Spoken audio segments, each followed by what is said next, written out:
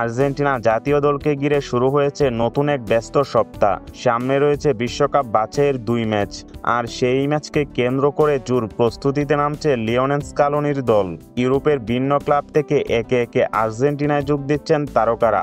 Lionel Messi, Rodrigo De Paul, Lautaro Martinez, Mac Allister, Franco Mastantuono, Julian Alvarez সহ সবাই আজকের মধ্যেই পৌঁছাবেন বুয়েনোস আইরেসে। ক্লাব ফুটবল শেষে এবার তাদের পুরো মনোযোগ জাতীয় দলের জার্সিতে।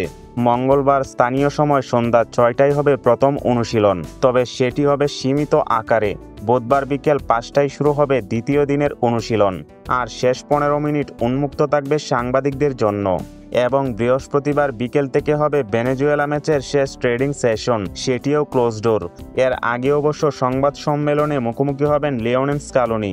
আর শুক্রবার ভোরে মনুমেন্টাল স্টেডিয়ামে ভেনেজুয়েলার বিপক্ষে মাঠে নামবে 3বারের বিশ্ব চ্যাম্পিয়নরা। কোচ লিওনেল স্কালোনি এবারও 4-3-3 ফরমেশনই ব্যবহার করবেন বলে ধারণা করা হচ্ছে। রক্ষণে থাকবেন Otamendi, Cristian Romero, Nahuel Molina, Gonzalo Montiel দুজনের একজন স্টার্ট করতে পারেন। মিডফিল্ডে Mac Allister, Rodrigo De Paul, Nico Paz, Thiago Almada, Giovani Lo Celso. স্কালোনির হাতে রয়েছে একাধিক অপশন। আর আক্রমণভাগে লিওনেল মেসির সঙ্গে জুলিয়ান আলভারেজ, নিকোলাস গঞ্জালেসকে দেখা যেতে পারে। সব মিলিয়ে বলাই যায় আর্জেন্টিনার সামনে আছে এক ব্যস্ত ও গুরুত্বপূর্ণ সপ্তাহ।